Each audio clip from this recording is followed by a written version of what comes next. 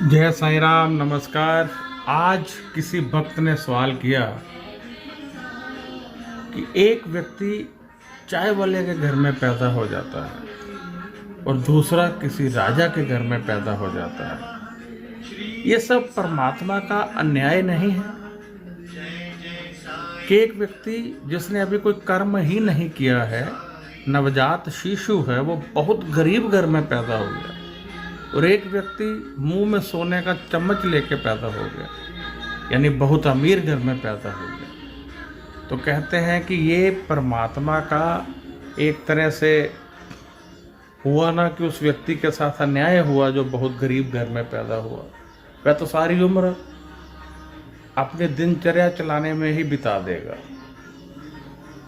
अपने लिए 2 वक्त का खाना जुटाने में उसकी सारी उम्र बीत जाएगी। वो तो कुछ भक्ति पाठ पूजा बड़ी मुश्किल से कर पाएगा। परंतु जिस व्यक्ति के पास बहुत अधिक धन है, उसके लिए बहुत आसान है कि वह दान पुण्य कर सके, अपने कर्म बना सके। ये सवाल आज मुझसे किया गया, बहुत अच्छा सवाल है और मैं चाहता हूँ कि इसका अच्छे तरीके से जवाब भी दिया जाए।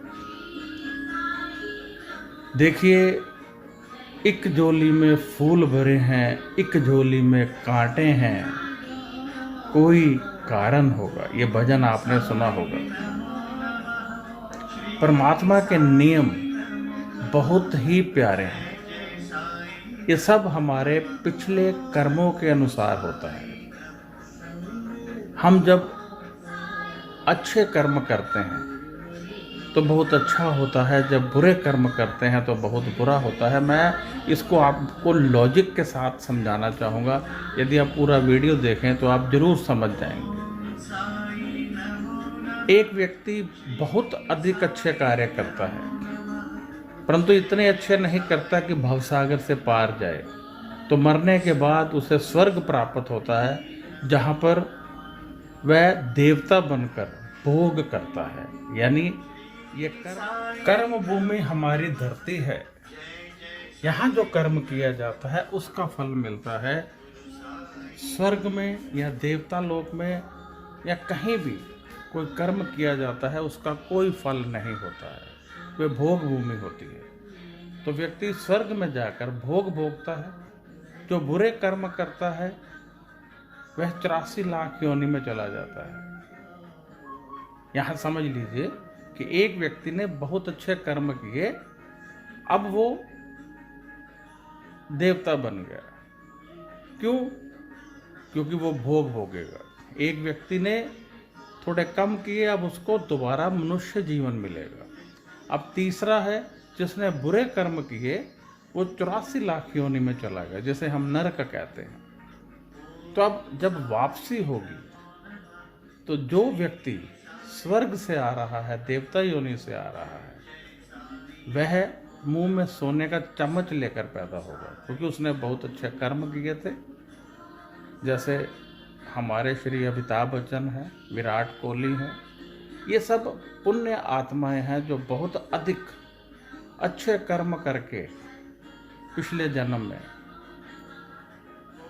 मृत्यु को प्राप्त हुए होते हैं, और फिर अपना भोग भोग कर जब इनको दोबारा मनुष्य जीवन मिलता है तो सरल मनुष्य जीवन मिलता है, ताकि ये अच्छे कर्म यदि दोबारा करते हैं तो भवसागर से पार जाने के रास्ते सुगम होते हैं।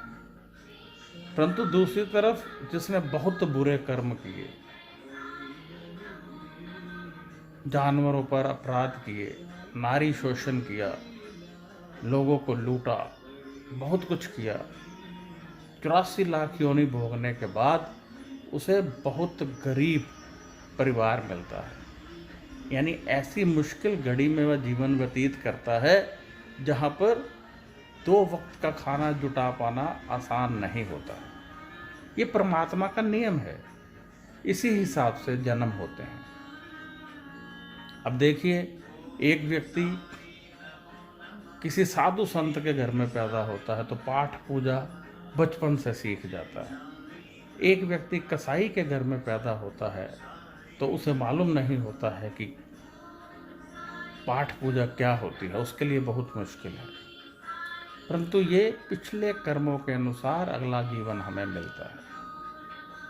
अब बहुत सारे लोग कह देते हैं जब किस्मत में लिखा ही हुआ है, जब सब कर्मों के अनुसार होना है, तो फिर अच्छे कर्म हम करें ना करें, हम पर दोष क्यों दिया जाता है। तो यहाँ पर मैं आपको बताना चाहता हूँ कि परमात्मा ऑप्शन देता है, ऑप्शन।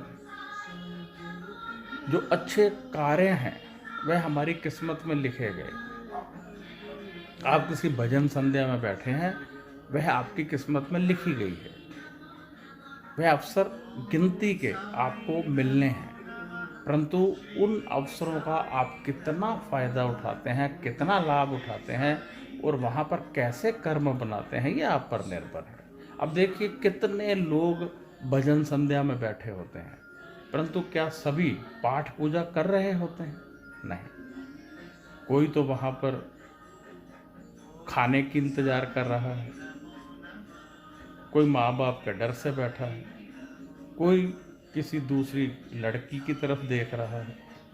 तो इस तरह और हम अपने कर्म बनाते हैं। जो वहाँ पाठ पूजा कर रहा है वो अच्छे कर्म बना रहा है, जो वहाँ पर मन में पाप लिए बैठा है वो पाप कर्म बना रहा है। परंतु अवसर दोनों को उस परमात्मा ने दिया था, मिल गया।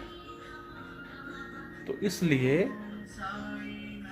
जब हम मर जाते हैं और दोबारा जन्म लेते हैं तो हमें हमारे किए हुए कर्मों का फल वहाँ भी प्राप्त होता है और उसी के हिसाब से हमारा जन्म होता है। जो लोग सरल जिंदगी जीते हैं, जो बहुत अच्छे घर में पैदा होते हैं, समझ लीजिए कि पिछले कर्म उनके बहुत अच्छे थे। और जो लोग मुश्किल जीवन यापन करते हैं, समझ जाना चाहिए कि इनके पिछले कर्म अच्छे नहीं थे।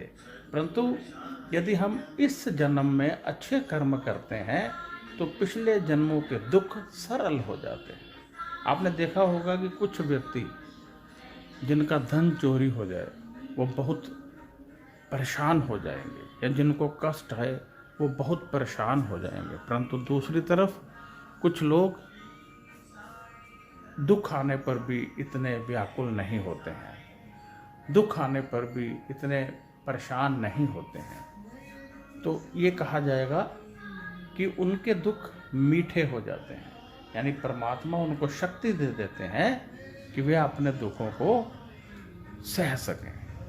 परंतु जब हम अच्छे कर्म नहीं करते हैं तो हमारे जो अच्छे फल हैं जो हमें मिलने हैं, हमारी किस्मत में लिखे हुए हैं, वो भी इतने मीठे नहीं रहते हैं। इसलिए इस जन्म में अच्छे कर्म करने चाहिए। अच्छे कर्म करने से आप भवसागर से पार जाने का रास्ता भी बनाते हैं और इस जन्म में अपने सभी फलों को और अधिक मीठा करते हैं, और जो दुख आएंगे उनके साथ शक्ति आएगी। यानी जो व्यक्ति अच्छा पाठ पूजा करता है, भला करता है, लोगों को दान पुण्य करता है, लोगों के कष्ट दूर करता है, उस व्यक्ति को जब कोई दुख आता है तो परमात्मा उस दुख को सहने के लिए उसे साथ में शक्ति देता है। परंतु दूसरी तरफ जो लोग अच्छे कार्य नहीं करते हैं, मन में द्वेष रखते हैं, लोगों को रुलाकर उन्हें मजा आता है, ऐसे लोगों को जब सुख भी मिलना होता है जो कि उनकी किस्मत में लिखा होता है, वो भी ज़्यादा अच्छे तरीके से उन्हें नहीं मिलता है। आपने देखा होगा कि जो व्यक्ति बहुत अच्छे हैं उनके पास थोड़ा सा भी धन हो तो वो बहुत अधिक खुश रहते हैं, परंतु जो पापी है उसके पास बहुत सारा धन होगा, वो ना तो उसे खर्च कर पाएगा और ना ही उसका सुख ले पाएगा। दुखी रहेगा। तो यदि आप सुखी रहना चाहते हैं और चाहते हैं आपका परिवार सुखी रहे, तो बृजमोहन सूरी की इस बात को ध्यान में रखिएगा कि जब आप दूसरों के आंसू पोंछेंगे तो परमात्मा आपकी आंखों में कभी आंसू नहीं आने देंगे। जब आप दूसरों का हाथ थामेंगे तो परमात्मा सदैव आपका हाथ थाम कर बैठेंगे। जब आप दूसरों को सहारा देंगे तो परमात्मा आपको सहारा दिया करेंगे। प्रभु कहते हैं यदि मुझसे सहारा चाहिए, यदि मेरा साथ चाहिए तो दूसरों को सहारा देते हैं। यदि तू चाहता है कि मैं तेरे दुख दूर करूं तो तू दूसरों के दुख दूर कर। यदि तू चाहता है मैं तुझे प्यार करूं तो दूसरों को प्यार कर। यदि तू चाहता है कि मैं तुझे मांगने से पूर्व ही तुम्हारी सभी मनोकामनाएं पूर्ण कर दूं, तो तू जब कोई तुझसे मांगने आता है तो उसको इनकार मत कर। ये प्रभु कहते हैं। तो इस तरह से यदि आप सुखी रहना चाहते हैं तो दूसरों में सुख बांटना शुरू कर दीजिए, अच्छे कर्म करने शुरू कर दीजिए। आप सुखी रहेंगे। जो सुख आएगा बहुत मीठा होकर आएगा और जो दुख आएगा शक्ति लेकर आएगा, ताकि आप उस दुख को सह जाएं और आपको पता भी न चले कि दुख आया था, बल्कि लोग आकर आपको बताएं कि आपको ये दुख आया था और आप सोचें कि ये क्या कह रहे हैं, कौन सा दुख आया था। तो ये मज़े की बात होती है कि परमात्मा इस तरह से हमारे साथ चले। यदि आप चाहते हैं कि मेरे ऐसे वीडियो आपको मिलते रहें तो इस चैनल को सब्सक्राइब कर लीजिए, परंतु वही करें जो नए हैं।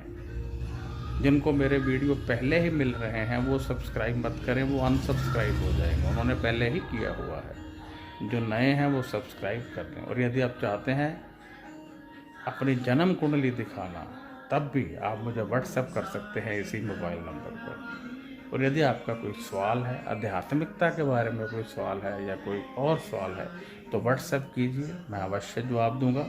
नमस्कार, खुश रहिए और अपना ध्यान रखिए।